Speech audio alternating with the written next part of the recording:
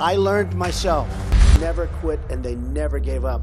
We have such unbelievable potential. Want to get up each morning and go to work, but never, ever quit. I learned myself.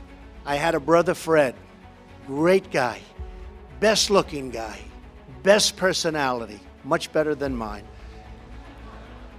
But he had a problem. He had a problem with alcohol. And he would tell me, don't drink, don't drink.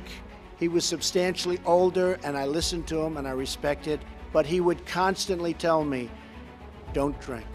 He'd also add, don't smoke. But he would say it over and over and over again.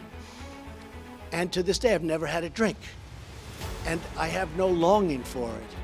I have no interest in it. To this day, I've never had a cigarette. Don't worry, those are only two of my good things. I don't want to tell you about the bad things. There's plenty of bad things too. But he really helped me. I had somebody that guided me. And he had a very, very, very tough life because of alcohol, believe me. Very, very tough life. He was a strong guy, but it was a tough thing that he was going through. But I learned because of Fred. I learned. And that's what I think is so important. This was an idea that I had where if we can teach young people not to take drugs, just not to take them. When I see friends of mine that are having difficulty with not having that drink at dinner, where it's literally almost impossible for them to stop, I say to myself, I can't even understand it. Why would that be difficult? But we understand why it is difficult. The fact is, if we can teach young people and people generally not to start, it's really, really easy not to take them. in order to be successful, and you people are well on the road to success, you have to find out what makes you excited, what makes you want to get up each morning and go to work. You have to find it.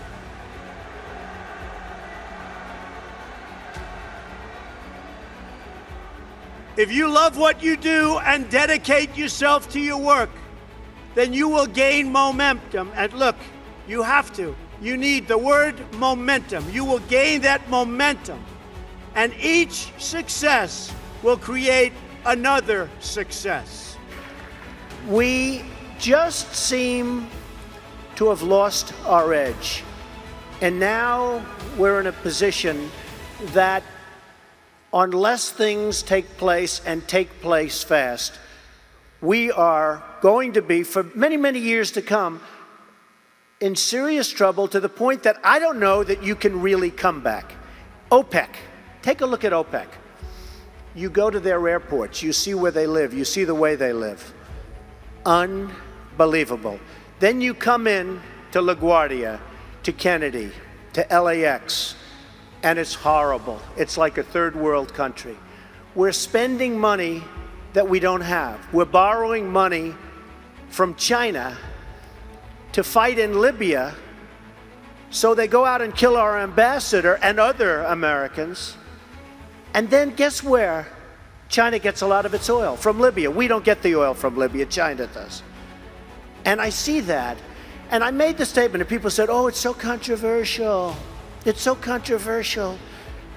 We get called by the Libyans.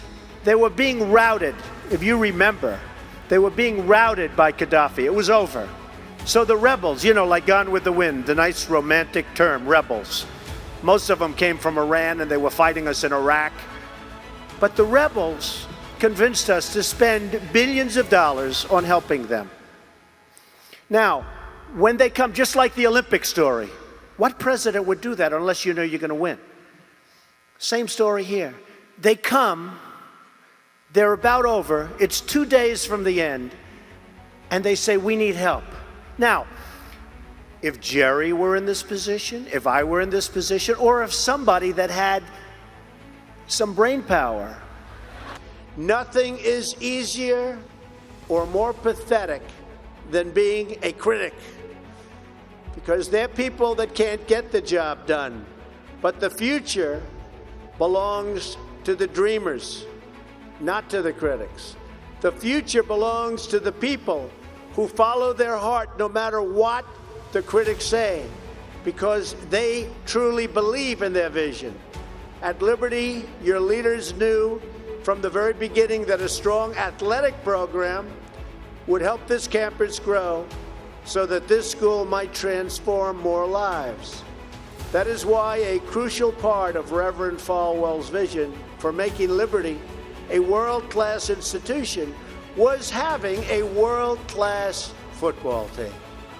One of the things about loving what you do is that it's not work, and therefore you don't quit automatically. It's a lot easier not to quit, but you can never give up. And you're participating in vocational. Now, you have to also have flexibility, though. You can't necessarily say, I'm never giving up, and you got to be able to weave and bob. You don't have to go through a concrete wall when you can go over it or around it or under it or something. You have to have flexibility. You have to always be able to change course a little bit, maybe always with that same goal, but don't quit.